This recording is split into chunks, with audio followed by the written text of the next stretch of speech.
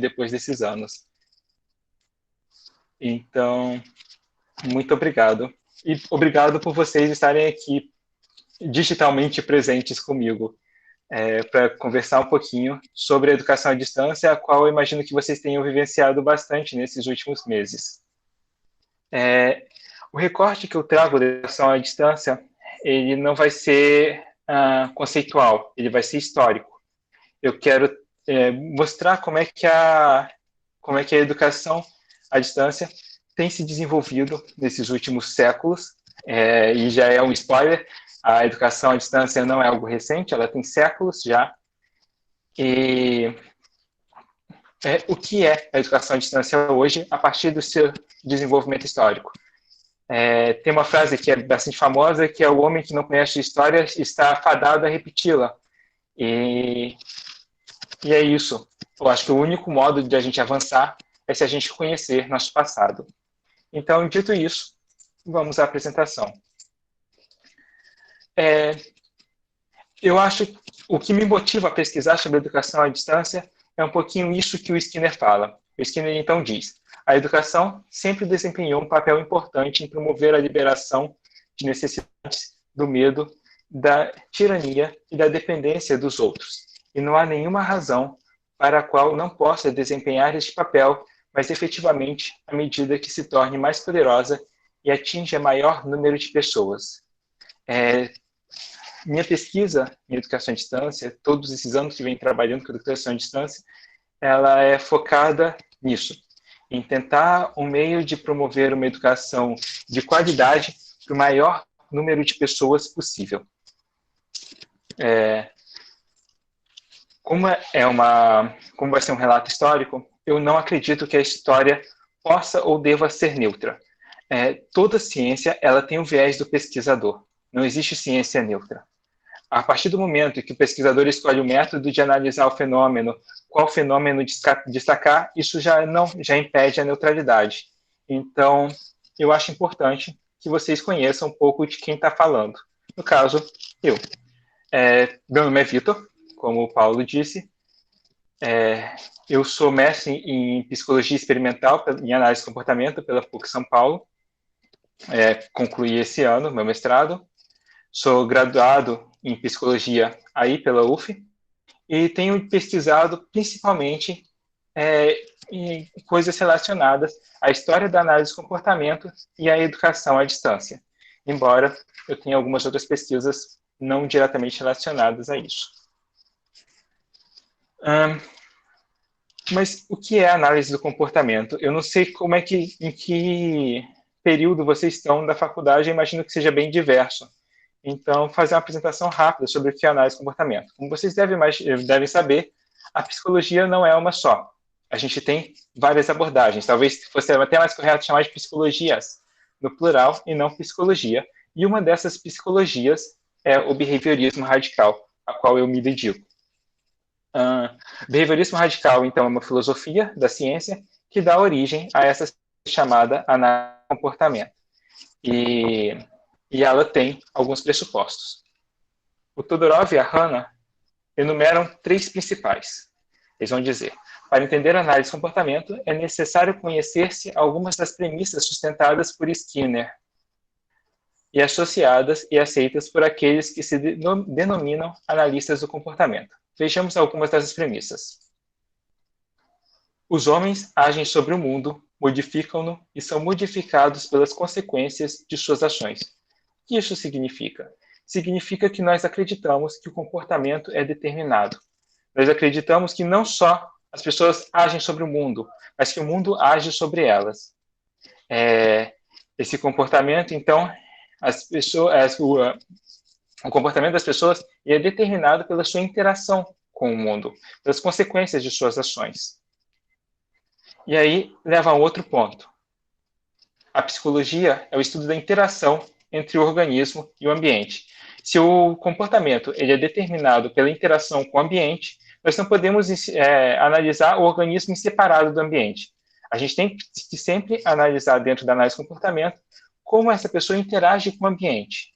Não apenas a resposta, não apenas o ambiente, mas a interação entre a resposta, ou seja, a ação do organismo, da pessoa, e o ambiente que a cerca. E algumas pessoas falam, mas para análise do comportamento, tudo é comportamento? Tudo que envolve interação entre organismo e ambiente é comportamento. Isso vale tanto para algo manifestos, como levantar o braço, espirrar, falar, quanto para comportamentos encobertos, comportamentos que ocorrem dentro de nós, pensar, sentir, emocionar-se, entre outros. Então, através da análise, chega-se aos conceitos de estímulo e respostas. Um estímulo pode ser como uma parte ou mudança de uma parte do ambiente. Já uma resposta pode ser definida como uma parte da mudança de uma parte do comportamento. Ou seja, estímulo é tudo que afeta a resposta do organismo e resposta é a ação do organismo. Certo? No entanto, o estímulo não pode ser definido independentemente de uma resposta. Você só pode falar de estímulo, então, na medida em que como ele afeta o indivíduo. Há uma fábula que diz, uma análise filosófica que diz, se uma árvore cai em um lugar onde ninguém pode escutá-la, ela fez barulho? Para o analista do comportamento, enquanto estímulo, não fez barulho. Porque a gente só pode definir o barulho como um estímulo a partir do momento que ele afeta uma pessoa, afeta o organismo. Então, se ela não afeta, se não havia ninguém para escutar aquela árvore caindo, ela não é um estímulo. E aí a fonte dessa citação, Todorov e Hanna, 2010. Bem, dito isso, eu queria entrar em alguns conceitos básicos para a gente conhecer essa história. Jean-Baptiste Say diz que uma ciência só realiza verdadeiros progressos quando se conseguiu determinadamente o campo ao qual pode-se entender suas pesquisas, bem como o objeto que as mesmas devem propor-se. Caso contrário, discernimos aqui e ali um número de verdades sem conceber a ligação entre elas e muitos erros sem poder descobrir-lhes a falsidade.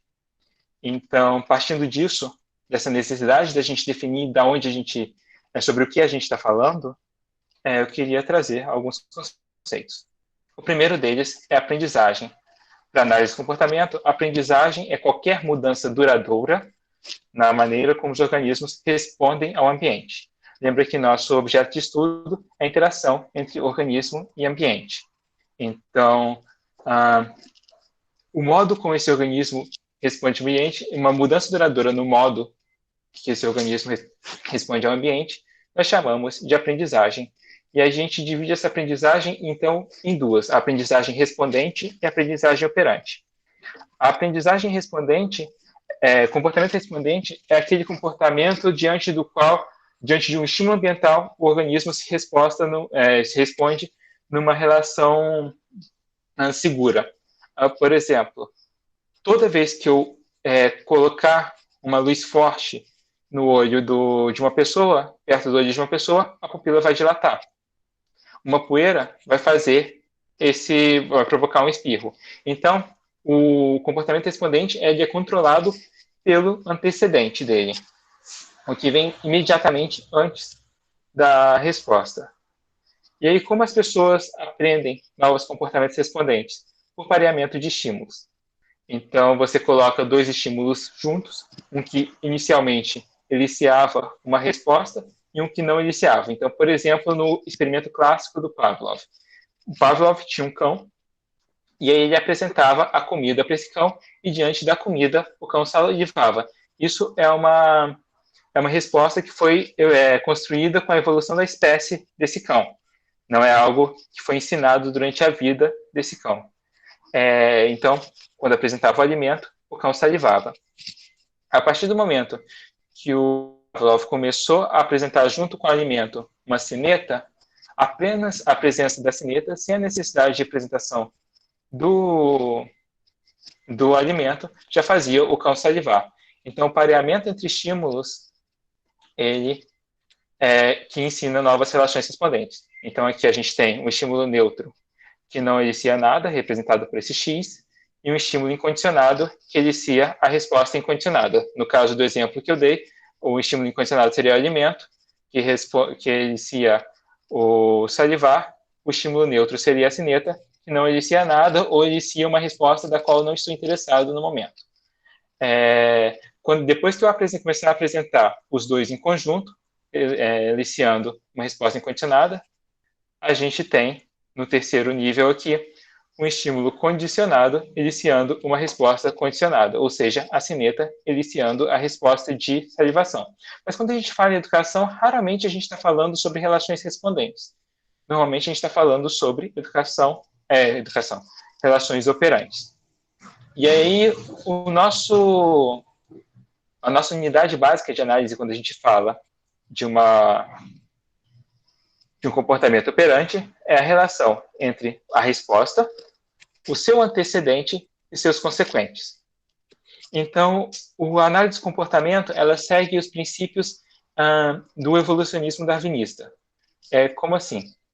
As consequências de uma ação, a variação das respostas e as consequências de cada resposta, elas selecionam as respostas mais adaptadas ao meio.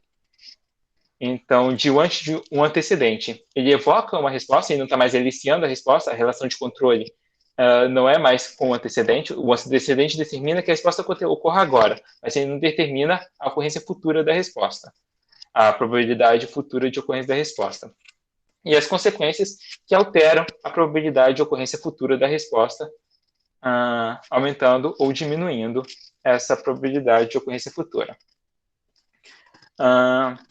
Então, essa é a nossa unidade básica. É claro que isso é uma versão mais simples possível dessa unidade do comportamento operante. A gente, na análise de comportamento, às vezes analisa uma contingência de 5 ou até mais termos. Mas essa é a nossa unidade básica. E aí, nessa análise de comportamento operante, onde você tem comportamento operante, seria aquele que é determinado pelas consequências das ações, e não mais com antecedente. Então, por exemplo, eu falo aqui na palestra porque vocês me dão atenção. Então, a consequência de vocês me darem atenção por eu ter falado é que vai determinar que em outras palestras no futuro eu acabe falando novamente isso que eu estou falando. Então, você tem uma relação com a consequência. Esse elemento aqui, ó, de resposta e consequência, que é o elemento controlador. Não é mais, no caso aqui, a resposta no respondente, a resposta é controlada pelo antecedente. No caso operante, a resposta ela é controlada pelo consequente, pela consequência das ações. E aí você tem dois tipos de aprendizagem operante. A aprendizagem por contato direto com as contingências, aprender fazendo, basicamente, e aprendizagem por regras, ou seja, por instruções verbais. E aí, quando a gente fala de educação, geralmente a gente está falando sobre essa aprendizagem por regras. Essa aprendizagem por regras ela tem 4 vantagens na nossa vida social. A primeira é que a gente aprende mais rápido por regras. A gente consegue aprender muito mais rapidamente com alguém ensinando o que fazer do que a gente testando várias possibilidades até acertar. A segunda é que a gente não se expõe ao risco. Imagina, por exemplo, que eu estou aprendendo a dirigir. Bem, para eu fazer o carro, imagina quantas tentativas eu teria que fazer até conseguir fazer o carro arrancar se eu não tivesse um instrutor do lado. Eu tentaria, ia demorar muito, provavelmente, até que eu conseguisse fazer esse carro arrancar. E mais que isso, imagina o risco que eu estaria me expondo nesse meio tempo. Eu poderia conseguir fazer o carro arrancar, não perceber como é que eu controlo esse carro que já arrancou e bater no primeiro poste à minha frente. Então, uma das importâncias é exatamente eliminar esse perigo. Então, a gente tem aumentar a velocidade como importância, eliminar o risco, e aí uma terceira importância é auxiliar numa relação onde as contingências reforçadoras elas são muito atrasadas ou as consequências elas são muito atrasadas ou opostas ao comportamento, à contingência atual. Então, por exemplo, eu tenho, eu estou melhorar minha saúde e eu como Big Mac todo dia. Eu preciso parar de comer com Big Mac, mas o Big Mac é muito gostoso. O que eu faço? Eu vou no nutricionista. A contingência dele me falando que o Big Mac vai me fazer mal a longo prazo, ela pode ser útil para eu parar de, de comer Big Mac todo dia e comer uma salada, uma coisa mais saudável. Uma outra coisa que que eu posso fazer é procurar os amigos. Falar, se você me vê com vontade indo para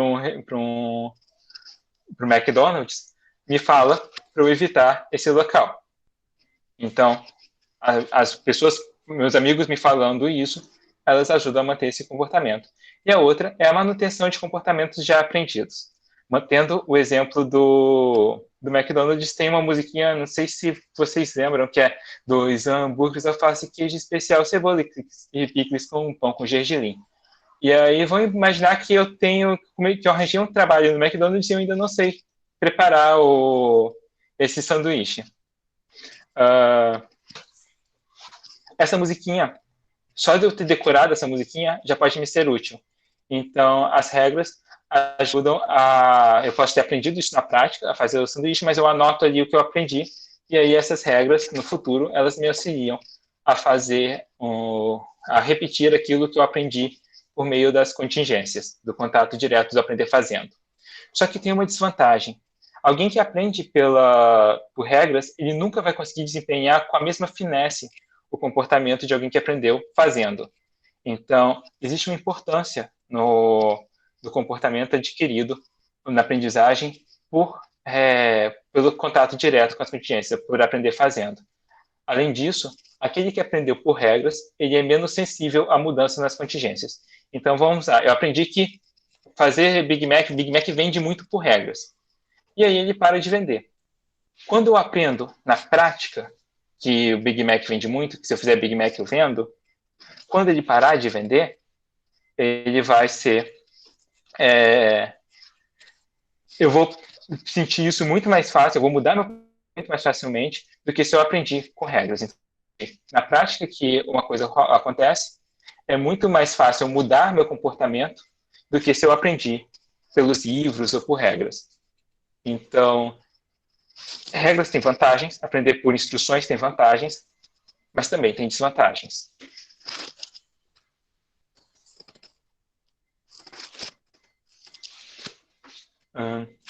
Vale notar que essa aprendizagem por regras também foi muito importante para o desenvolvimento da cultura.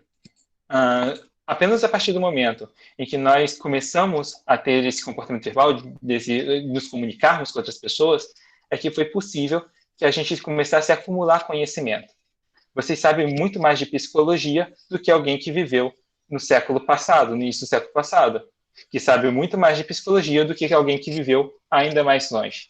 Então, a partir do momento que a gente teve comportamento verbal, a gente começa a acumular conhecimento de uma geração para outra. A gente começa a ter uma relação de acúmulo de conhecimento. Isso não é necessariamente uma evolução para um lado positivo, digamos assim, mas é um acúmulo. A gente tem mais conhecimento hoje disponível do que alguém que viveu há mais tempo que a gente. Não é verdade com os seres que não têm comportamento verbal desenvolvido. Então, um gato que nasce hoje, ele não tem mais conhecimento disponível do que um gato que nasceu há 1000 anos atrás.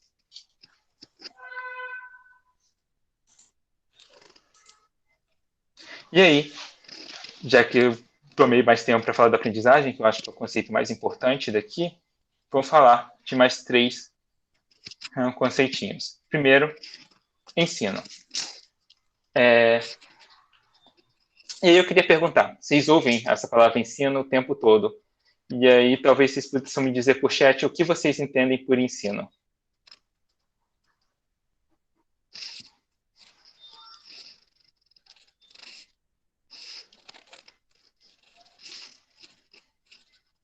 Serve no senso comum, não precisa ser nada muito rebuscado, não. Quando vocês dizem que alguém ensinou alguma coisa para vocês, ou que vocês ensinaram alguma coisa para alguém, o que tem que acontecer? Penso muito como se fosse uma transferência de saber, né? Esse ensinar. De algo que talvez eu saiba, né? Você não saiba e eu nessa relação em conjunto a gente constrói algo, né? Uhum. Mais ou menos assim. Então você começa a fazer, você faz alguém fazer algo que ela não fazia antes. Seria isso? Mais ou menos isso, nesse Ou sentido. então pensar algo que não pensava antes, refletir Sim, sobre algo que não refletia antes. Você provoca então essa sim, mudança de comportamento em outra pessoa. sim, como se fosse algo que, querendo ou não, a gente quer inserir, né? Pelo menos ensinar para mim vem muito disso. Eu sei algo que talvez você não saiba tanto ou não tenha tanto contato, e nessa troca a gente passa, sei lá, né? Construir esse saber, né? Porque, assim. Perfeito. Então a gente compreende de forma parecida. Porque para a gente da análise de comportamento, tanto aqui nos ocupa, ensinar é simplesmente arranjar contingências de reforço. É o que o Skinner está tentando dizer com isso. Que ensinar é mudar o comportamento de outra pessoa. E aí, como é que a gente muda isso? Através das contingências de reforço. É você proporcionar alguma ocasião na qual a pessoa responde, abrir espaço para que haja essa resposta e reforçar essa resposta. E aí, quando a gente está falando, por exemplo, de uma palestra, por exemplo, ela também faz isso. Ela vai, o antecedente, então, vai ser minha fala, por exemplo, a resposta que você vai emitir seria a sua reflexão, o que você está pensando, e a consequência pode ser consequências através, numa educação mais tradicional, através de notas, através de uma provinha depois, alguma coisa assim, mas pode ser também pelo contato direto com as contingências. Agora, o que você respondeu, quando você fizer isso na sua vida prática, você vai ter a consequência direta. Então, por exemplo, se eu te ensinei a andar de bicicleta, quando você for andar de bicicleta, você vai ter a consequência direta, que é chegar em um determinado local.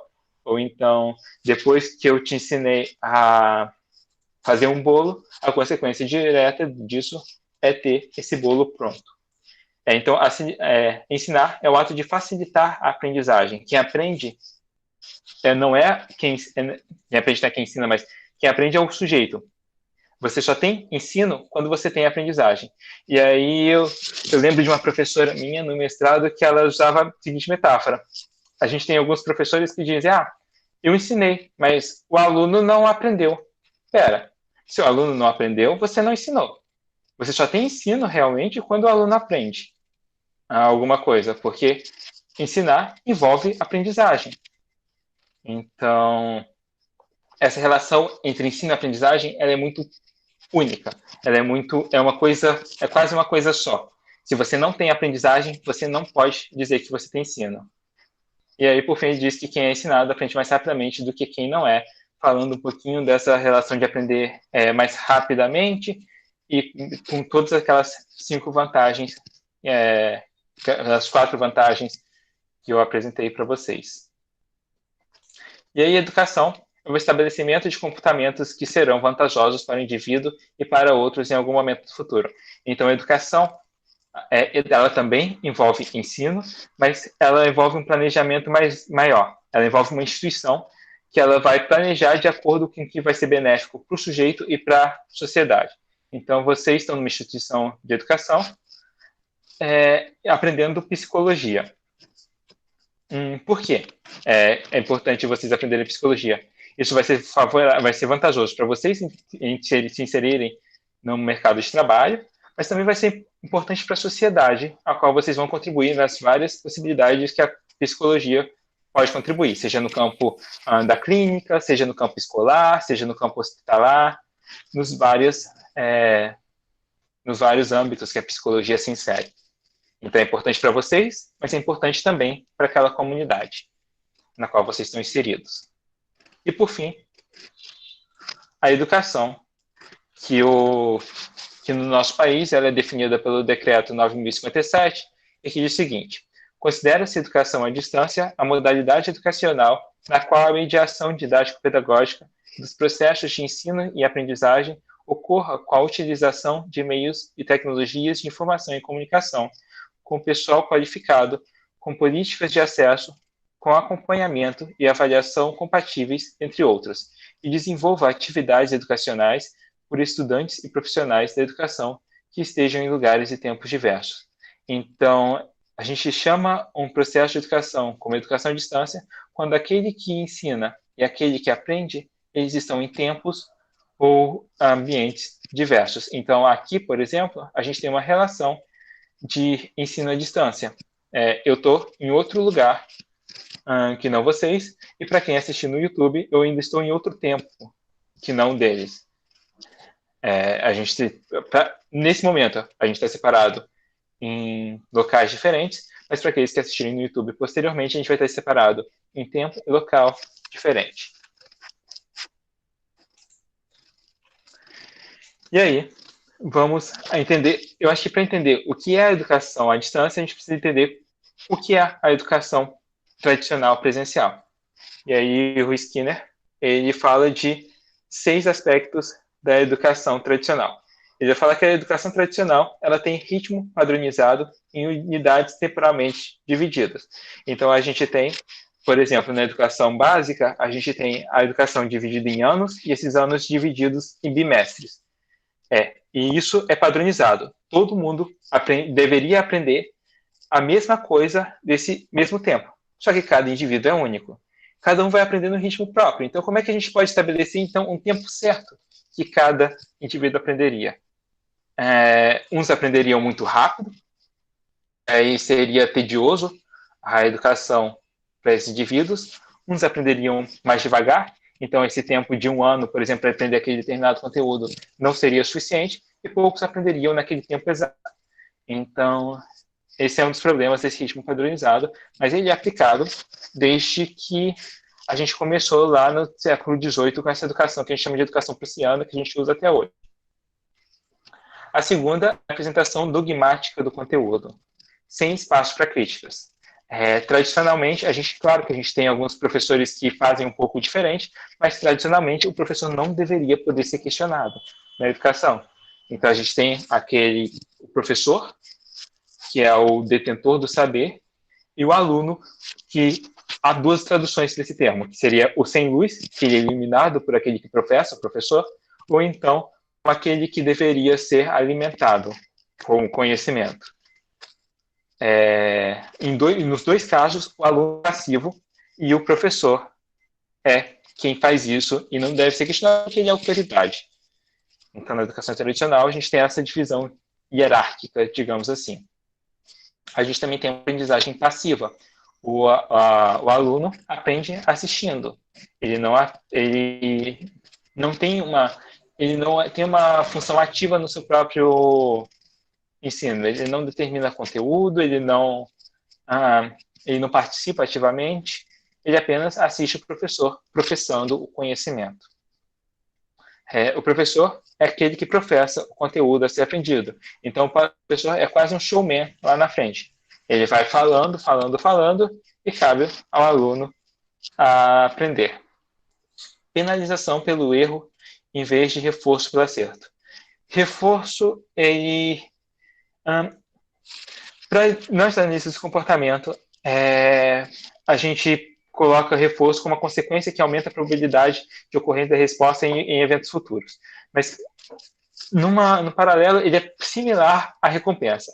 A diferença da recompensa para o reforço é que recompensa geralmente é para quem dá. Ela é recompensa, quem determina o que é recompensa ou não é aquele que dá a recompensa. Enquanto reforço, ele é determinado pelo organismo. É para quem ele que recebe. Essa seria a diferença. Feedback, então, a gente tem, geralmente, a educação ela funciona com penalização. Então, quando a gente tem na educação básica, o aluno que não vai bem, ele é penalizado com a perda das férias, ele é penalizado com repetir o ano, ele é penalizado com a escola falando com os pais. Então, a educação tradicional ela é muito voltada à punição. O que não é tão positivo, porque A punição não ensina novos comportamentos.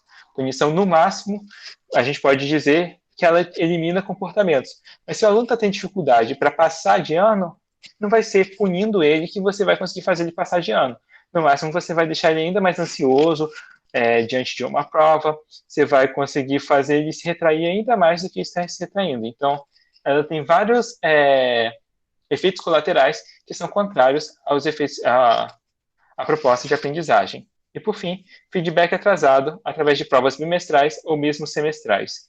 Nós, na análise de comportamento, acreditamos que o reforço deve ser imediato. Ele deve ocorrer imediatamente após a resposta para ser o mais duro possível. Então, quando você tem, na educação tradicional, apenas provas bimestrais, você tem um período muito grande em que o comportamento equivocado pode ter se estabelecido até que ocorra a avaliação dele e uma possível correção. E aí você tem uma correção muito mais difícil. O adequado seria, para a gente, seria que essa correção, que essa avaliação fosse passo a passo, que fosse exatamente depois de cada pontozinho a ser ensinado. Quando eu faço essa crítica à educação tradicional, ela não quer dizer que eu estou eliminando completamente a função dessa educação tradicional. Ela por palestras. Ela é importante realmente para você apresentar alguns resultados de pesquisa, apresentar um conteúdo novo, apresentar alguma coisa muito nova, mas não para ensinar uma habilidade, não para ensinar uma coisa, alguém fazer alguma coisa, que geralmente é o objetivo das instituições de educação. Então, ela tem sim seu lugar, mas ela vem sendo usada muito mais amplamente do que deveria.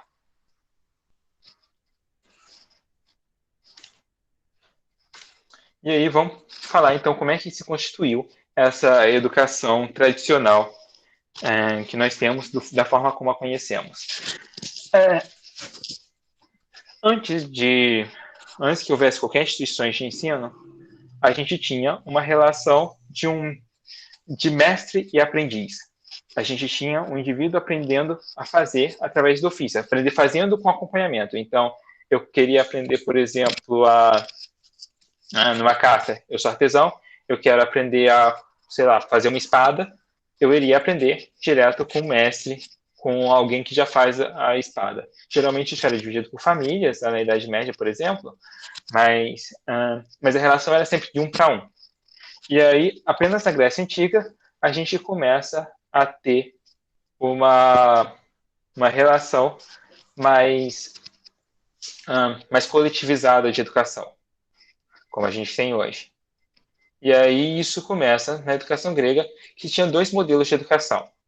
Uma educação ateniense, que era voltada à formação política, onde a gente tinha conteúdos voltados à escrita, artes e educação física, e uma educação espartana, que era voltada à formação militar e o desenvolvimento da força e da coragem. Então você tinha uma formação para a classe política e uma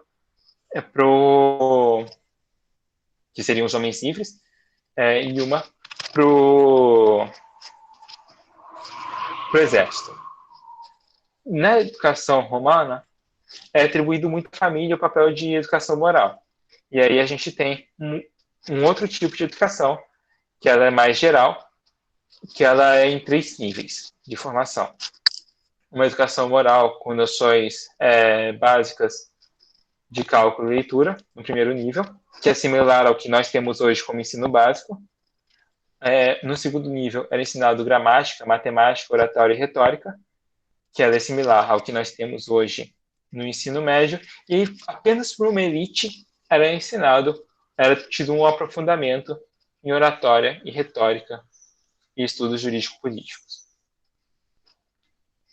Já na Idade Média, a gente tem o que a gente chama de educação eclesiástica. Some todas aquelas escolas fora da igreja, que a gente tinha na educação romana. A legenda aqui está errada. Eu desconsidero a legenda, mas a gente some todas as escolas que a gente tinha na educação romana e aí passa a haver uma educação unicamente dada pela igreja. Então, as faculdades, elas são voltadas unicamente para a formação eclesiástica, ou seja, para o trabalho dentro da igreja, e a educação moral ela é dada por sermões religiosos para aquela população. Ainda nesses períodos, ainda existe aquela relação de mestre e aprendiz. Então, para saberes de profissão, seja eles artesão ou qualquer outra, era ensinado numa relação de mestre e aprendiz, que você aprende fazendo com o mestre do lado. Lembrando que nessa época a gente tinha uma vivência de castas. Então, o homem que nasce artesão, ele, numa família de artesão, ele morre de artesão. A gente não tem uma mudança de função naquela sociedade. Você já nasce pré-determinado a sua função.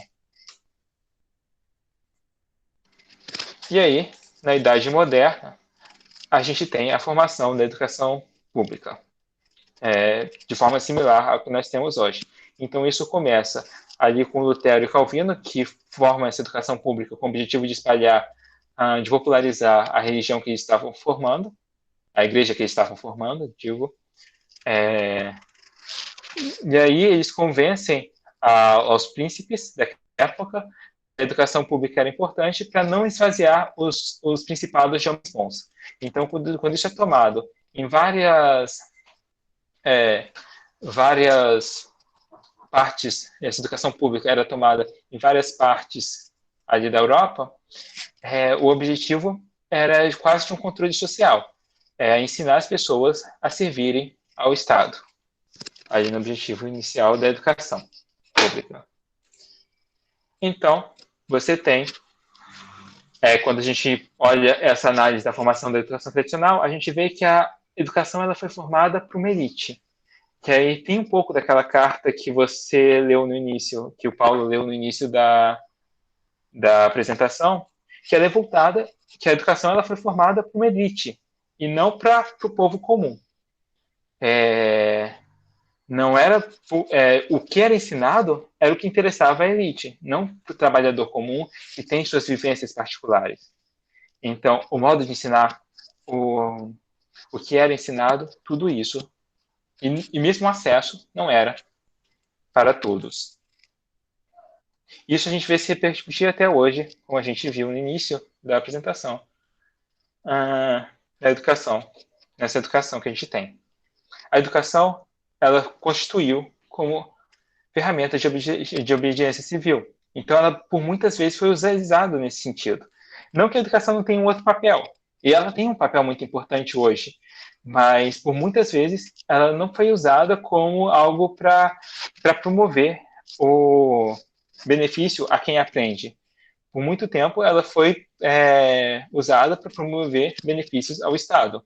Então, um dos propositores da educação é esse Johann Fichte, eu não saberia pronunciar exatamente o nome dele, mas ele diz que o objetivo da educação era moldá-la de tal maneira, moldá-la, no caso a população, de tal maneira que ela não deseje outra coisa se você não quiser que ela deseje. Ou seja, a educação por muitas vezes foi usada nesse sentido de moldar os interesses da população, de tentar criar uma relação de obediência civil. E aí, essa é uma citação já minha, Marinho é meu sobrenome, que diz, e que eu digo que afirmar que a educação moderna possui suas bases o objetivo de controle social não é negar sua função como ferramenta de inclusão, preparação para o mercado de trabalho e desenvolvimento econômico. É, no entanto, reconhecer obstáculos que deverão ser superados. Então, a gente precisa saber as fragilidades da educação para tentar superar esses obstáculos. Não é jogar a bacia com água suja com o bebê dentro. É tentar salvar esse bebê e eliminar a sujeira. Então, existe sim algumas dificuldades que a gente precisa superar na educação, mas muitas das críticas que têm sido feitas à educação, e eu lembro de uma recente que fala que a universidade pública é ambiente de balbúrdia, elas são muito equivocadas, no sentido de que você tenta eliminar alguns problemas da educação, se é que o objetivo era eliminar problemas, que eu duvido muito, mas de alguns que compraram a ideia talvez seja, jogando fora o bebê dentro. Então você tenta eliminar uma fragilidade da educação jogando fora o que a educação tem de bom a oferecer. A educação tem um objetivo muito importante como ferramenta de inclusão, preparação para o mercado de trabalho e desenvolvimento econômico. E aí vamos à educação à distância em si. Então, o primeiro curso que a gente tem de educação à distância, ele foi feito por correspondência quando Caleb Phillips publica anúncio para o seu curso de taquígrafo por correspondência na Gazette of Boston. Então, em 1728, esse Caleb Phillips ele publicou alguns cursos que seriam dados por cartas na Gazette of Boston, e aí a gente tem isso como marco de primeira educação por correspondência. Então, a gente tem aí duas tecnologias que foram necessárias para serem desenvolvidas para que houvesse a educação por correspondência. A primeira delas é a imprensa, criada por Gutenberg, que propiciou que houvesse a oferta de livros didáticos. E a segunda é o próprio sistema de correios, que possibilitou, por exemplo, que Caleb Phillips pudesse dar esse curso à distância.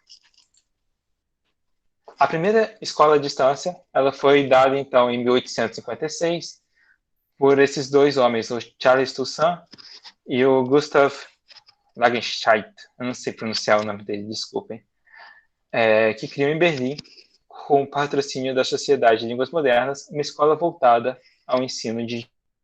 Então, essa é a nossa primeira versão institucionalizada da educação à distância. No Brasil, a gente não tem um marco tão preciso de quando começou essa educação à distância. Mas a gente sabe que em 1900, a gente já tinha nos jornais do Rio de Janeiro circulando algumas ofertas de curso à distância por correspondência.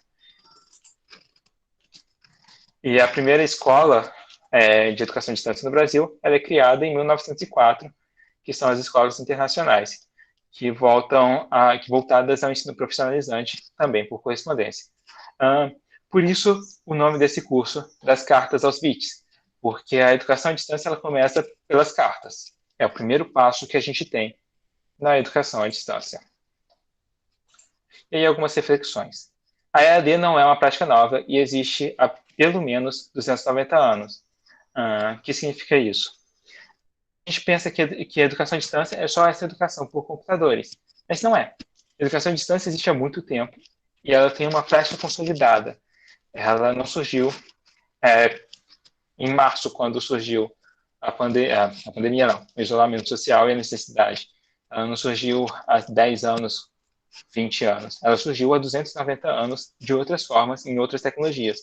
E que lembra também a gente que o computador não é a única tecnologia possível diante da qual a gente pode oferecer cursos à distância.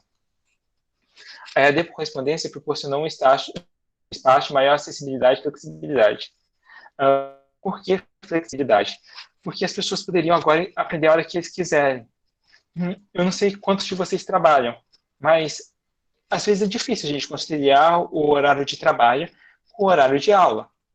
Então, quando eu consigo, na educação à distância, moldar esse horário de aula, esse horário que eu tenho, que eu estudo, é muito mais fácil do que quando tem aquele horário pré-determinado na educação presencial, necessário à educação presencial, que eu preciso frequentar, que eu preciso me moldar para conseguir mudar a minha rotina para conseguir frequentar. E aí, quanto à acessibilidade, é porque ela corta barreiras geográficas. Então, eu gosto muito de citar o exemplo de São Gabriel de Cachoeiro. Por quê? Porque São Gabriel de Cachoeiro ela é uma cidadezinha no interior do Amazonas, que ela não tem estrada para lá, ela é acessível unicamente ou por via aérea ou, mais comumente, por barco. E aí, pensa, numa cidade muito pequena, onde você tem essa dificuldade toda de acesso. Qual é a chance de uma pessoa lá consiga cursar uma boa educação? Com a educação à distância, eu poderia, com acesso à internet, cursar o mesmo curso que alguém em Harvard está cursando. Talvez tenha dificuldade da barreira da língua, mas que alguém em São Paulo, por exemplo, está cursando. São realidades, então, muito diferentes dentro de um Brasil, mas que na educação presencial teriam acesso à educação muito diferentes, mas que na educação à distância conseguem um acesso à educação similar. Por outro lado, na educação por correspondência existiam barreiras ainda a serem superadas. Uma dessas barreiras é a falta de um feedback apropriado. Lembra que quando eu falei do que é ensino, um dos elementos que eu mencionei foi a necessidade de um feedback sobre a resposta dada pelo aluno. E aí, como é que esse feedback é dado apropriadamente por correspondência? Se o professor não está ali presente, nem fisicamente, nem digitalmente, como eu estou aqui. Não seria tão fácil. A segunda é a impossibilidade de demonstrações dinâmicas. Então, aqui, por vídeo, eu posso mostrar esses slides, citando ponto por ponto. Eu poderia botar uma imagem. Eu posso mudar minha entonação de voz para fazer vocês, para destacar alguns pontos. Na educação por carta, como é que eu faço isso? Há muito mais limitações. E aí a terceira, que é a questão das dicas verbais através de entonação das palavras ou expressões corporais. Isso é importante também no ensino de idiomas. Como é que você aprende pronúncia através de cartas? É muito mais difícil do que se você tiver alguém dizendo a pronúncia adequada daquela palavra. E aí, mais tarde, em 1920, surge a primeira radiodifusora do mundo, a KDK, que surgiu em Pittsburgh, nos Estados Unidos. Aqui no Brasil, a primeira radiodifusora surge em 1923, que é a Rádio Sociedade do Rio de Janeiro. Isso ocorre quando, em 1922, é instalado lá no Rio de Janeiro uma antena de rádio para transmitir o discurso do Epitácio Pessoa, e aí, depois disso, ela é instalada em definitivo para iniciativa do pessoal da Faculdade de Medicina, incluindo o Roquete Pinto, que é tido como um dos grandes pais do rádio no Brasil. A educação à distância ela vai para o rádio ali em 1928 pela BBC. A rádio britânica BBC passa a desenvolver alguns cursos, então, voltados à educação de adultos por rádio. E em 1937, a gente tem, aqui no Brasil, o Serviço de Radiodifusão Educativa, que aí começa a ter alguma iniciativa de educação à distância por rádio aqui no Brasil. E aí, o que tem de novo nessa educação por rádio? A rádio foi responsável por propiciar o primeiro espaço para educação massiva. Então, quando tinha uma educação por carta, era necessário que fosse enviada a carta para cada pessoa. Agora, com a rádio, qualquer um que tem um aparelhinho de rádio em casa poderia assistir à aula. Então, deixa a educação muito mais acessível que antes. Com a eliminação de custos, a EAD por rádio tornou-se acessível para a maior parcela da população. Quando eu falo de custos, não é custo de transmissão, mas o custo por pessoa que você está atendendo. Quando você tem um número maior de pessoas para atender por educação à rádio, fica muito mais barato por pessoa eu fazer por rádio do que fazer enviando carta para cada uma dessas pessoas. Passou a ser possível a incorporação de características difíceis à palavra escrita, como pronúncia e entonação. E aí entra a questão, por exemplo, do ensino de idiomas. Como é que eu ensino, por exemplo, um idioma novo por carta? A pronúncia de um idioma por carta seria muito mais difícil do que eu falar o idioma por rádio. E o processo tornou-se potencialmente mais dinâmico e atrativo para o aprendiz. Você deixa a relação de ensino mais atrativa no rádio, mais dinâmica no rádio, do que era se a pessoa tivesse que ler tudo que ela está aprendendo, que ela está se propondo a aprender.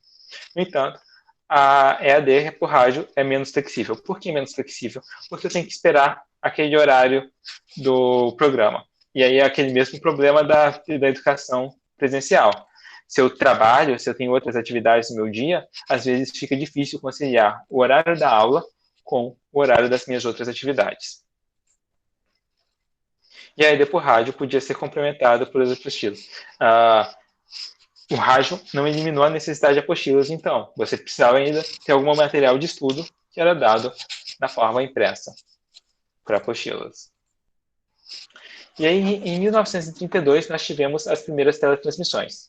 Então, a britânica BBC inaugura as primeiras teletransmissões regulares essas teletransmissões tinham como foco programas de entretenimento, sendo que os primeiros telecursos surgiram ali na década de 60 e 70. Aqui no Brasil, a primeira teletransmissora é a TV Tupi, que surge em 1950. Em 1964, a gente tem o golpe militar, que vocês já devem estar carecas de conhecer. Então, a gente tem o grupo militar destitui o governo do João Goulart e instaura uma ditadura que durou até 85. E essa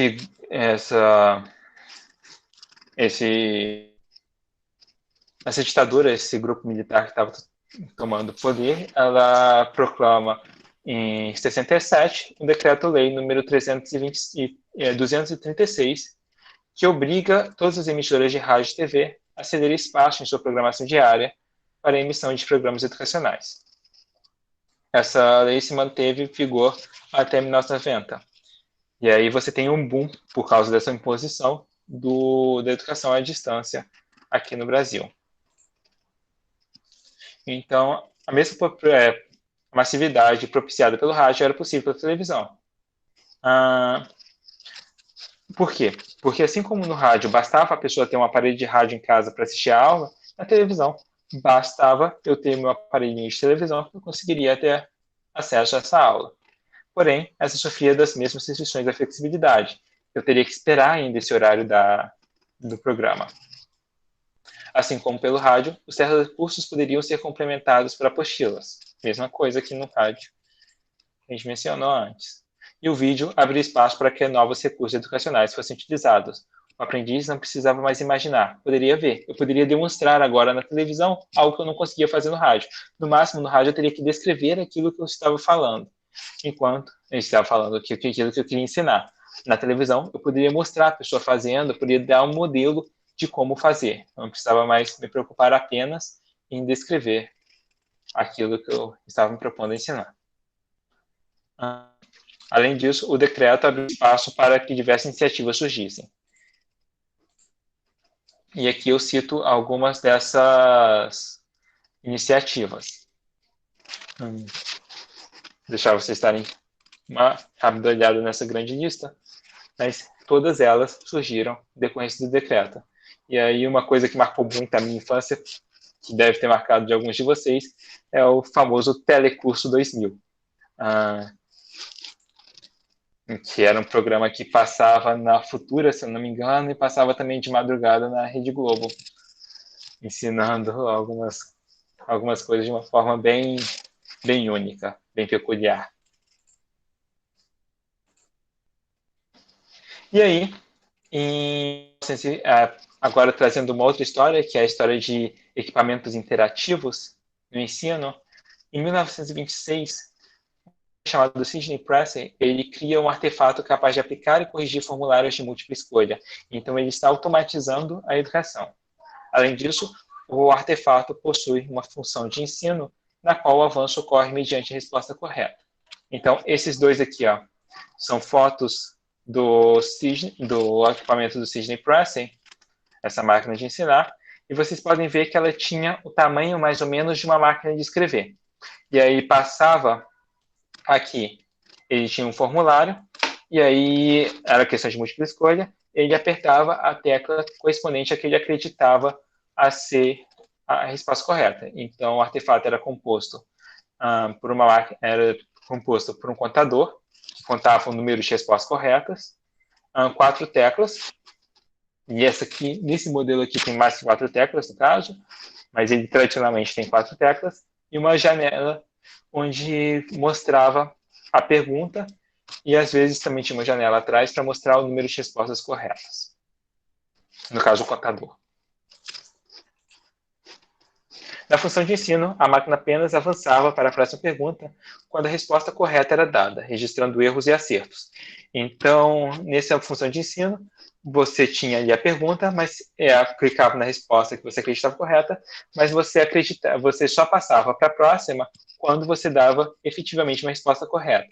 O Presser acreditava que a mera repetição poderia servir, então, para que a pessoa aprendesse alguma coisa.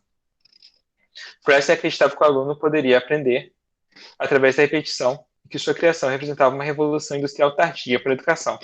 Então, ele estava muito influenciado pelo que acontecia de segunda revolução, que o Taylor coloca como repetição dos tempos e movimentos. Então, a própria repetição ela teria essa função de ensino para o Pressey. Mas essa máquina do Pressey ela não faz muito sucesso. E em 1932, o Pressey abandona o projeto, esperando que algum outro cientista mais jovem pudesse dar continuidade a ele. Quem acaba dando continuidade ao artefato do Pressey é o Skinner, que em 1953 ele já estava preocupado com a educação. Ele escreve um livro chamado Ciência e Comportamento Humano, no qual ele está tentando compilar as ideias da teoria dele para ensinar um grupo de alunos em Harvard. E aí ele já está preocupado com essa função de educação.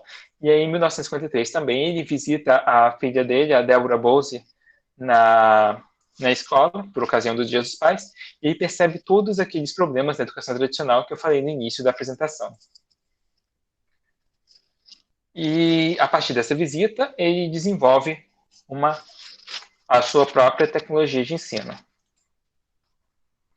Então, em 1954, ele apresenta essa tecnologia de ensino para o mundo, e o Pressey assiste a apresentação inicial dele, do primeiro protótipo dele, escreve uma carta e os dois começam a dialogar durante algum tempo. Então, essa tecnologia de ensino que o Skinner estava apresentando, ela tem os seguintes princípios. Feedback imediato, então o feedback da resposta correta é dada imediatamente depois que a resposta é dada.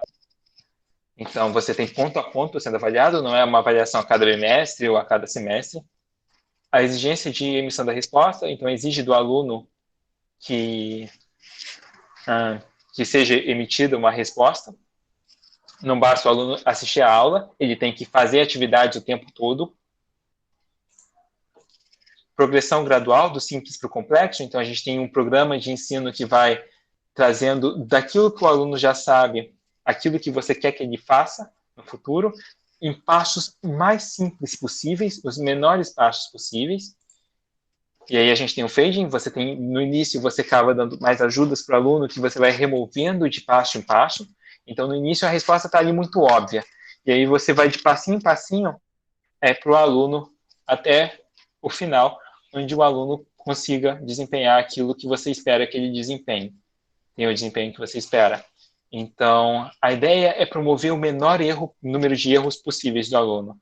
É que o aluno não erre. É que ele não seja... Não force o aluno não tenha essa exposição à punição na educação. Seja o máximo reforçadora possível. Estratégias que controlam o comportamento de atenção do aluno-aprendiz. Então, você tem que desenvolver estratégias para controlar a atenção para aquilo que você está ensinando. Então, foco, objetividade é muito importante nessa tecnologia do Skinner. Então, o Holland, por exemplo, que é uma outra pessoa que desenvolveu junto com o Skinner essa tecnologia de ensino, tem uma coisa chamada taxa de blackout. O que é isso? Ele pegava um texto e aí começava a apagar parte do texto.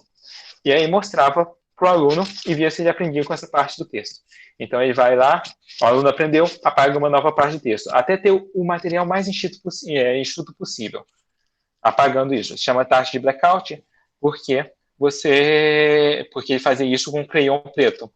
Então, quanto mais coisa ele conseguia marcar de preto, tirar do texto, que era o blackout, menos efetivo estava aquele texto. Pior estava aquele texto. Então, o texto ideal é aquele que não conseguia remover nada para promover o aprendizado. Ensino por discriminação de estímulos. Você também tem que ensinar o aluno, ainda é importante ensinar o aluno a desempenhar um comportamento adequado, mas quando desempenhar o comportamento adequado, então, diante de quais circunstâncias ele deveria fazer aquilo.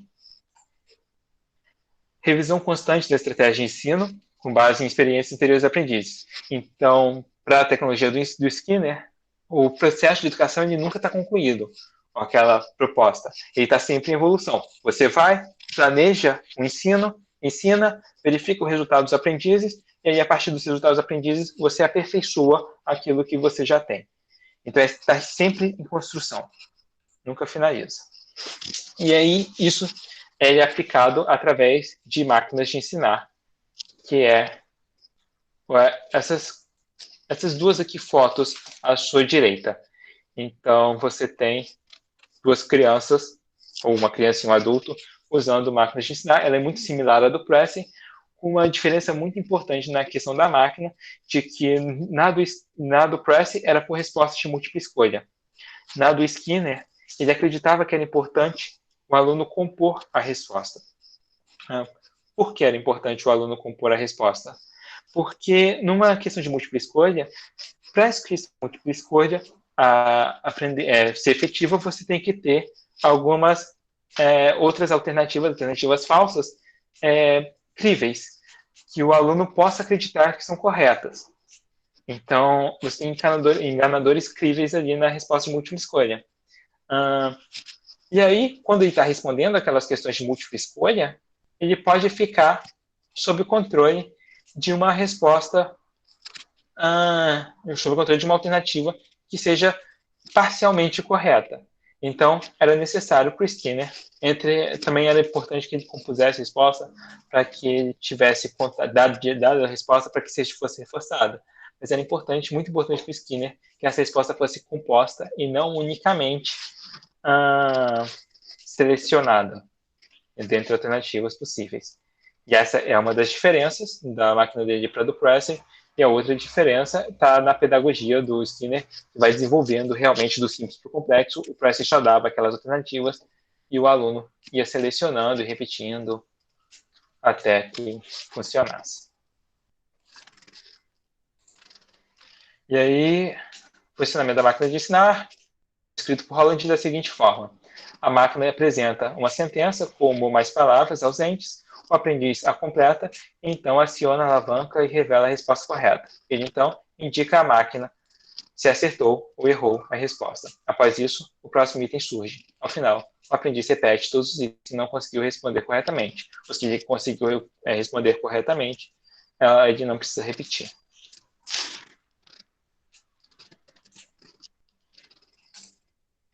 Então, ele apresenta um protótipo de Holland para ajudá-lo em 57. Em 58, ele apresenta uma versão final da tecnologia de ensino dele. Então, ele vai publicar isso na revista Science, no artigo denominado Teaching Machines. E aí, em 1500, por que eu contei toda essa história da tecnologia do Skinner?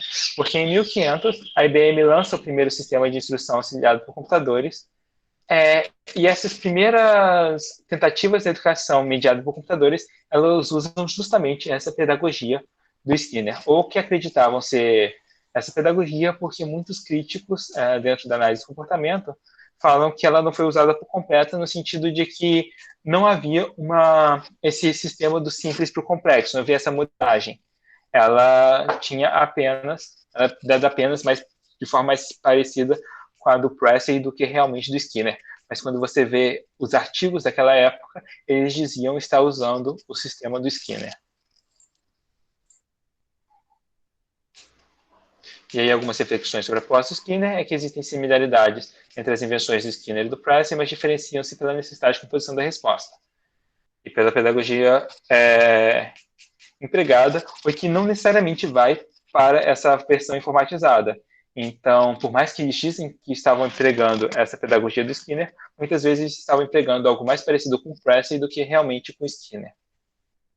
No artigo Teaching Machines, o Skinner mostra a criação como uma ferramenta para oferecer um ensino individualizado a um grande número de alunos. Então, é uma das questões que a gente tenta abarcar na educação à distância, e por isso ela é tão importante para nós.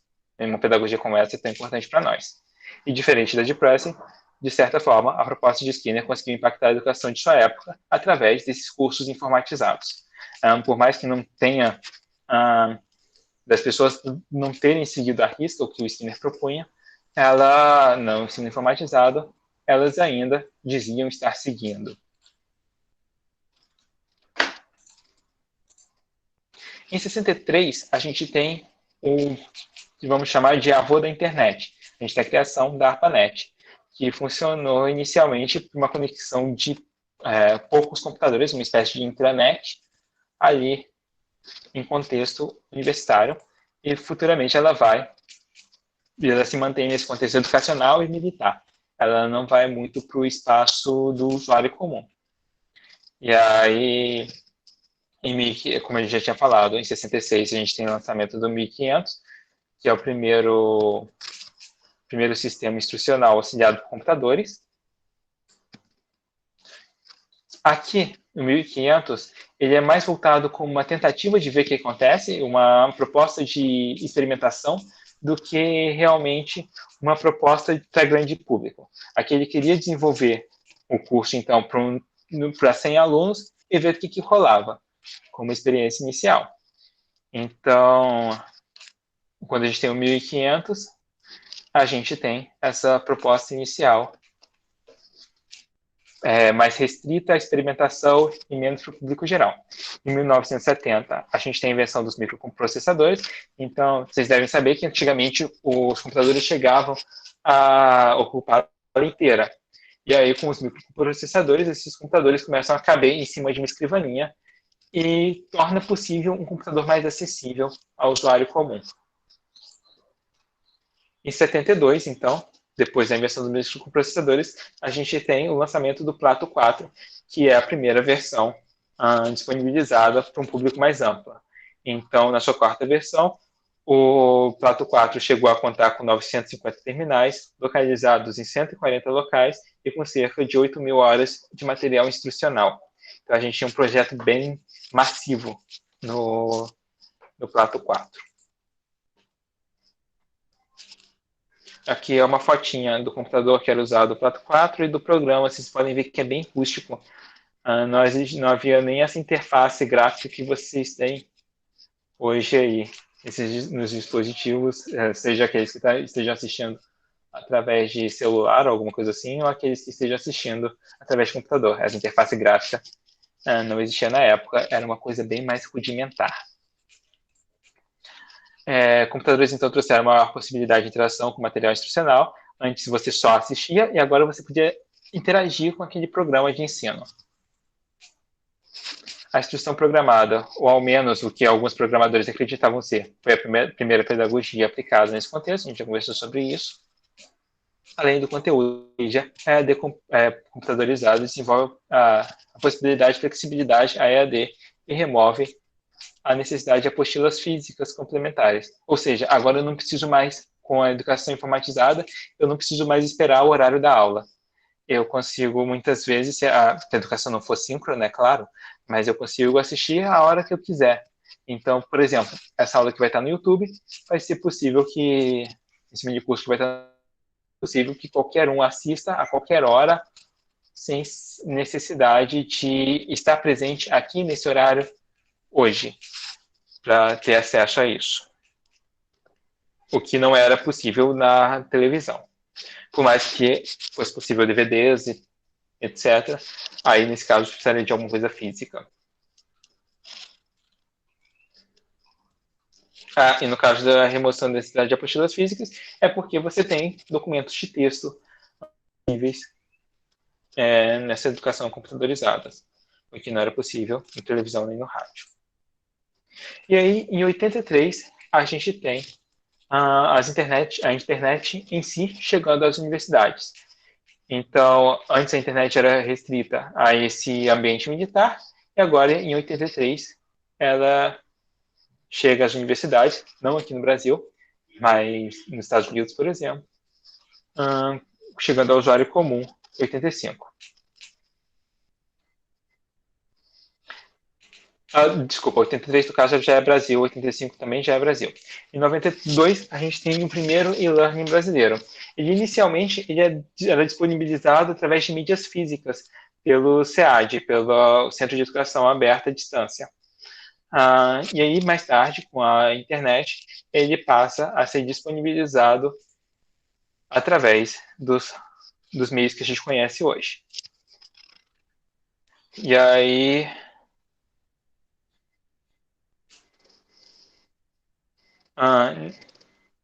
Tá errado, não era 64, seria 95. Em 95 você tem o acesso do brasileiro à internet comum, o acesso normal. Antes disso, desde 89, já estava disponível em, já estava disponível ao público geral em ambiente universitário, mas apenas em 95 ele ganha ao público geral. E aí algumas reflexões sobre a educação à distância online. Além da interação com material instrucional, através da internet passou a ser possível que o aprendiz interagisse com o professor e outros aprendizes mesmo à distância. Então, antes, você só tinha, na educação digital, acesso à interação com o programa. Com a internet, eu tenho acesso a tutores, a outros aprendizes, eu crio salas de conversa que a educação, então, online me permite fazer. A EAD evoluiu com o avanço das tecnologias da informação e comunicação, mas novas TICs não garantem qualidade educacional. É sempre possível, por mais que a gente tenha mais tecnologia da informação, é sempre possível manter o mesmo modelo de educação que foi usado há séculos atrás, nesse novo formato, à distância, mas isso não garante maior qualidade educacional. A prova o avanço da tecnologia da informação.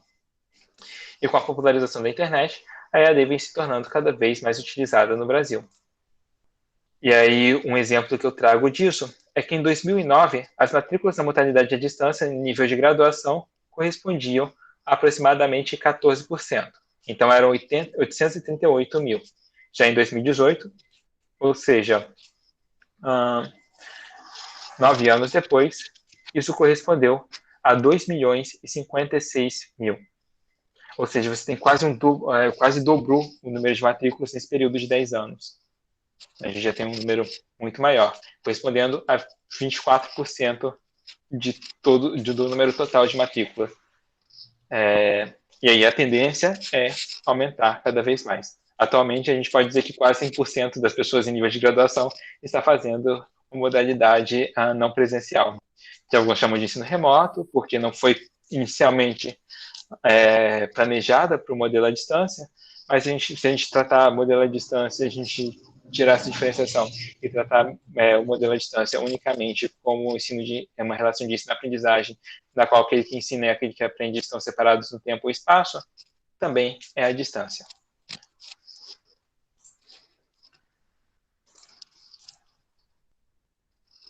E aí, em 2001, a gente teve um grande amigo nosso, que é o Wikipédia. Quem nunca usou o Wikipédia que atire a primeira pedra. Mas qual a importância do Wikipédia? Antigamente, a gente, para consultar coisas menos acadêmicas, digamos assim, a gente usava aquelas enciclopédias que ocupavam muito espaço.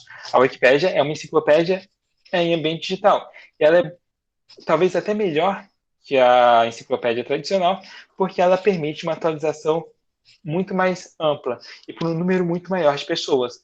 A Wikipédia é um sistema, para quem não conhece o funcionamento, a Wikipédia é um sistema aberto, onde você tem contribuição entre pares, ou seja, qualquer um pode contribuir com a Wikipédia, e aí você tem, com essas contribuições de várias pessoas, de várias especialidades, de vários lugares do mundo, você tem a construção dessa enciclopédia.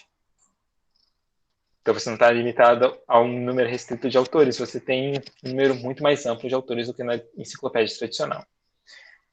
Esse é um dos primeiros modelos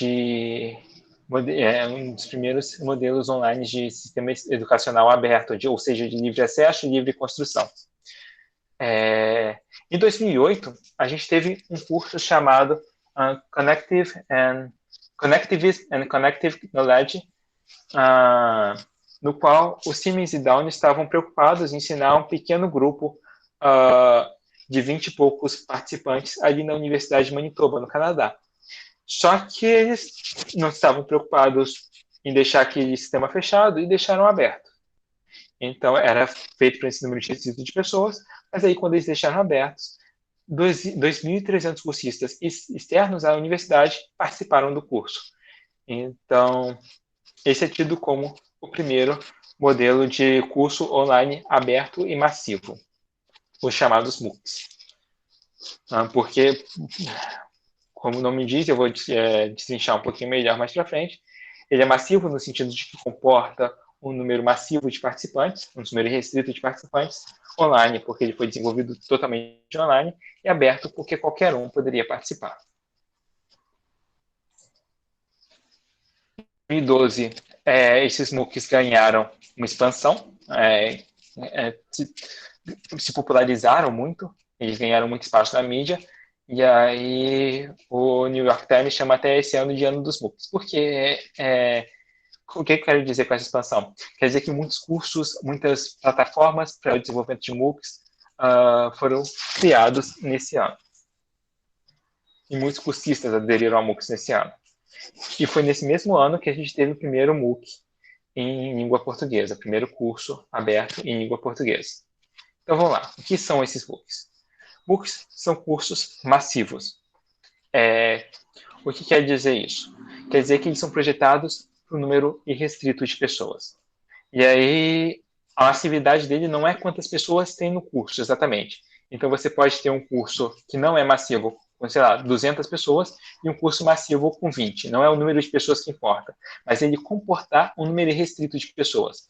Ele conseguir ir de 20 para 2.000 sem perder qualidade educacional. Isso que torna um MOOC um MOOC.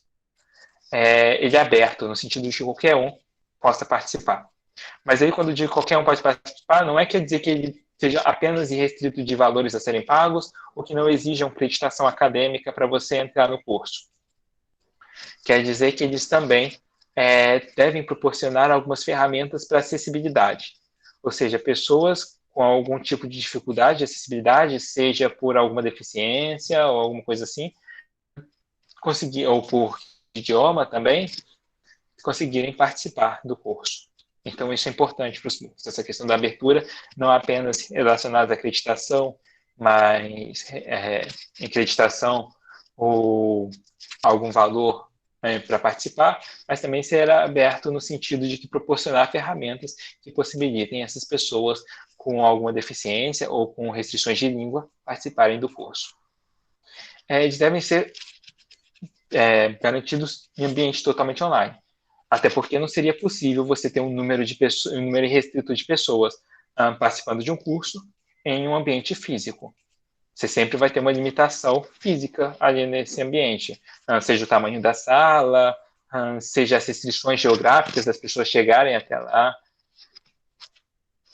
etc. E aí são cursos, ou seja, eles têm início, meio e fim, tem um conteúdo pré-estabelecido, tem um conteúdo não, tem um tema pré-estabelecido, esse conteúdo pode ou não ser pré-estabelecido, ou pode ser estabelecido junto com os cursistas, mas ele tem esse formato de curso. E para evidenciar o crescimento dos MOOCs, eu trouxe essa curva que mostra o número de cursos oferecidos entre 2012, quando houve o boom, e agora 2019, e vocês podem ver que a inclinação dessa curva, essa curva é bastante inclinada. No sentido de que a gente vê um crescimento muito rápido que os MOOCs vêm tido nos últimos anos. Então, aqui, em 2013, a gente tem, 100 cursos oferecidos, mais ou menos, para chutar pelo lugar onde essa bolinha está. Mas aqui, este aqui é um dado de 2019, e aqui é a projeção. Mas aqui em 2019, a gente tem cerca de 12.000 cursos oferecidos. Aqui a gente tem dados, então, mais desse mesmo ano, mais precisos. Então, chutei perto. Não eram 12.000 cursos, são 13.500 cursos oferecidos. Desses 13.500 cursos, 820 ofereciam alguma acreditação como curso livre, e 50 ofereciam acreditação acadêmica, ou seja, algum nível de titulação, geralmente em nível de pós-graduação. A gente tinha mais de 900 universidades, então, no final do ano passado, oferecendo MOOCs, e mais de 110 milhões de estudantes participando de algum tipo de MOOC. E aí, para ter uma noção dessas universidades que oferecem MOOCs, eu trouxe apenas alguns exemplos.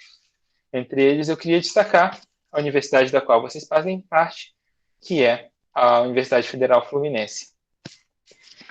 a, a UF já hoje disponibiliza alguns MOOCs, mas a gente tem algumas universidades aqui importantes também, como, por exemplo, a PUC São Paulo, que é responsável pelo primeiro MOOC em língua portuguesa. A gente tem também, deixa eu ver aqui, ó, achar que foi o primeiro MOOC já oferecido no mundo, dentre todas essas outras universidades que vocês podem ver aí. E aí, para algumas discussões finais, a Vargas vai dizer que uma meta-análise de 2010, disponibilizada pelo Departamento de Educação dos Estados Unidos, concluiu que os alunos frequentam a versão online de um curso de uma faculdade geralmente apresentam um desempenho tão bom quanto aqueles que fazem o mesmo curso no formato de palestra presencial. Então, existe um preconceito muito grande aos cursos de educação à distância, dizendo que eles são de qualidade inferior à educação presencial, mas quando a gente vê os resultados dos alunos, né, nos níveis de educação à distância e nos níveis de educação presencial, você tem resultados muito similares. Então, se é à distância ou se é presencial, de acordo com essa análise feita, mostra que não faz muita diferença. É claro que a instituição, algumas propostas pedagógicas, as pessoas que estão oferecendo esse curso, a graduação dos professores, é algo importante, são aspectos importantes. Mas o fato dele ser online ou presencial não é indicativo de melhor desempenho dos alunos.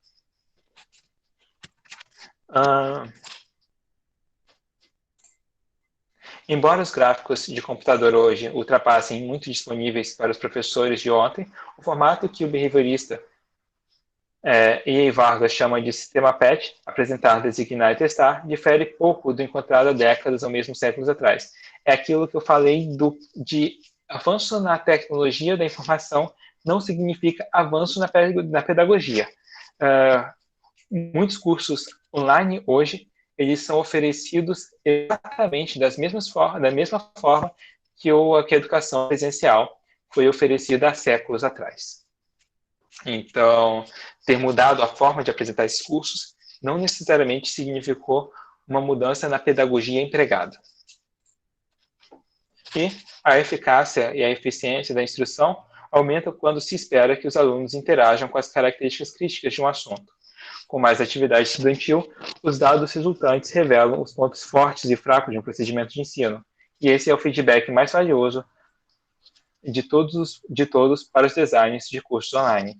Então, é muito importante que a gente pense, quando a gente for planejar algum curso online, em como, em o que esse aluno vai estar fazendo. Não basta ele simplesmente assistir uma palestra e achar que depois disso ele vai saber. É importante que ele interaja com aquele material. Então, quando a gente oferece um curso, quando a gente planeja um curso online, muitas vezes é importante que é importante que o aluno tenha algum nível de interação com esse curso. Então, para a gente também é importante pensar nisso, porque a gente aprende interagindo. Então, é muito importante também a gente fazer perguntas, a gente tentar discutir um pouquinho sobre o que a gente viu esse, durante esse momento de aula. E aí, pensando nisso, eu queria abrir um pouquinho para perguntas, se for possível.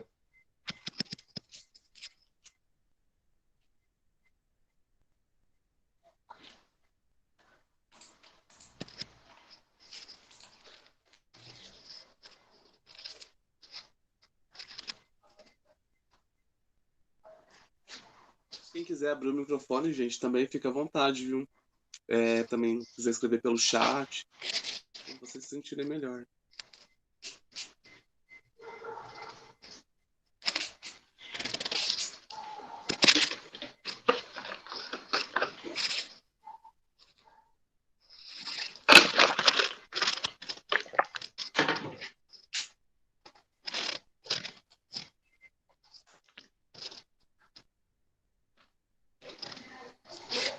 É muita interação ao mesmo tempo. Né? Esse que é o problema de evento online. É.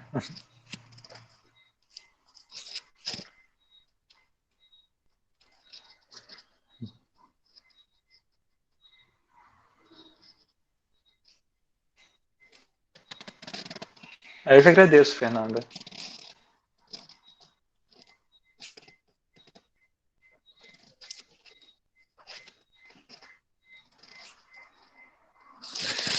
Vamos lá, a Lorena mandou aqui, ó. Bom dia. Muitas vezes vemos a educação à distância sofrer críticas com relação à qualidade do ensino, mas como discutido durante a palestra, existem limites e possibilidades. No entanto, devido ao contexto que estamos vivendo atualmente, tivemos que nos adaptar para o ensino de educação à distância. Na sua concepção, existem práticas específicas que poderiam ser adotadas para que não haja queda da qualidade do ensino nessa transição de um ensino que era oferecido de forma presencial e agora passa a ser realizado de forma remota? Sim. A mudança foi muito abrupta, ninguém esperava ter que transformar a educação presencial em uma educação à distância em tão pouco tempo, mas ela foi necessária para a gente evitar uma catástrofe ainda maior do que a que a gente já está vivenciando hoje. Mas, apesar dessa rapidez, era necessário que houvesse maior preocupação em garantir a participação do aluno. Em muitas instituições que eu tenho tido notícias, simplesmente se migrou daquela parte, daquela visão em que o professor oferecia palestras ou alguma coisa assim do modelo presencial para o modelo onde o professor oferece palestras à distância. Só que antes o aluno tinha que estar lá prestando atenção na aula. Agora o aluno pode pegar, abrir uma outra aba, deixar o vídeo circular ou o professor falar e tá lá mexendo, sei lá, vendo o Facebook dele ou vendo alguma coisa que não seja necessariamente relacionada àquele conteúdo pré-estipulado. Então, se era importante na educação tradicional que o aluno fizesse alguma coisa, que houvesse uma participação ativa do aluno em sala de aula, agora na educação à distância ela é ainda mais importante. Então, é necessário que, para uma melhor qualidade educacional, no modelo à distância, que o aluno, que haja um planejamento para que o aluno realize atividades durante o processo de ensino, e não apenas assista aquilo que o professor fala, porque a gente sabe que a gente tem muitos distratores na frente do computador e que não vai funcionar se não houver alguma ferramenta para tentar garantir a atenção do aluno a essa proposta. Consegui responder, Lorena?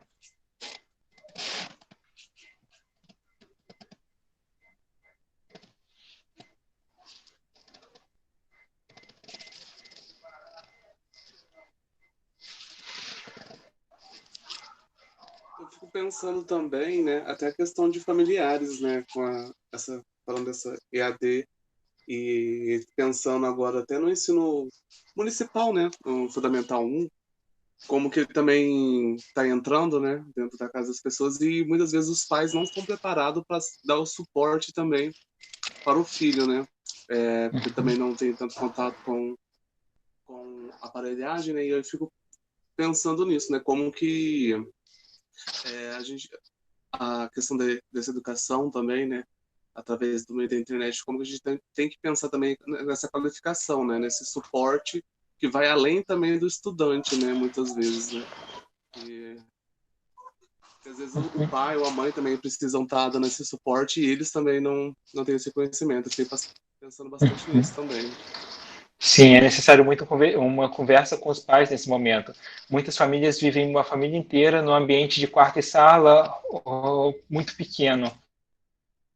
Então, como é que esse aluno vai conseguir se concentrar na aula se enquanto ele está se concentrando você tem uma conversa rolando aqui atrás, ou então uma criança pequena chorando, ou então vários outros distratores ali. Então, é necessário uma comoção dessa família para que haja o máximo possível desse espaço para o aluno. É claro que vai ser difícil, muitas vezes é difícil manter esse modelo ideal de que o aluno se isole ali, mas tentar trazer o mais próximo disso é importante.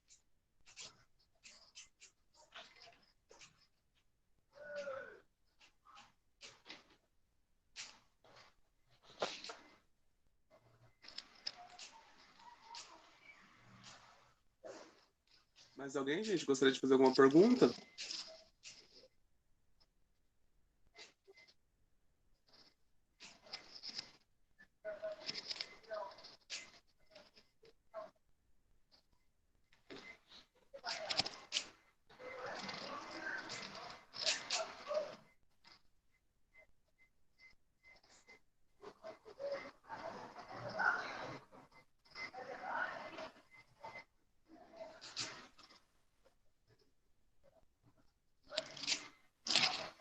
Acho que se o pessoal não tiver mais alguma pergunta, a gente pode ir indo para encerrar, né, Vitor?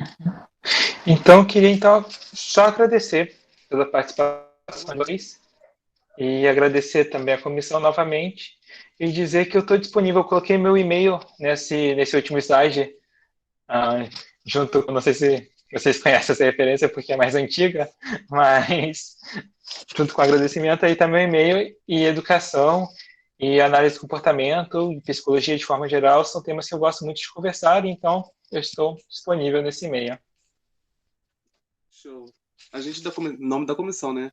Eu agradeço também pela participação, por estar aqui compondo com a gente, né? E fomentando esse espaço mesmo para a gente estar pensando essa educação à distância, né? Esse ensino remoto que vai se iniciar agora, né? E a gente agradece que você está ajudando a gente a compor essa semana que, por enquanto, caminhou tranquilamente bem, né?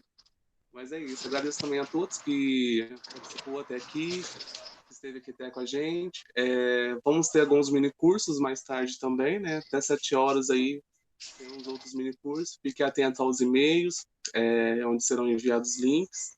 E também queria convidar que hoje, às 7h30, a gente vai ter uma live pelo Instagram do CA, com algumas apresentações artísticas, música, performance poética. Então, que a educação também é isso, né? Através da arte também a gente aprende bastante. Queria deixar o convite para todos estar participando. É isso, gente. Qualquer coisa também, só mandar uma mensagem. Muito obrigado, viu, Vitor? Eu que agradeço.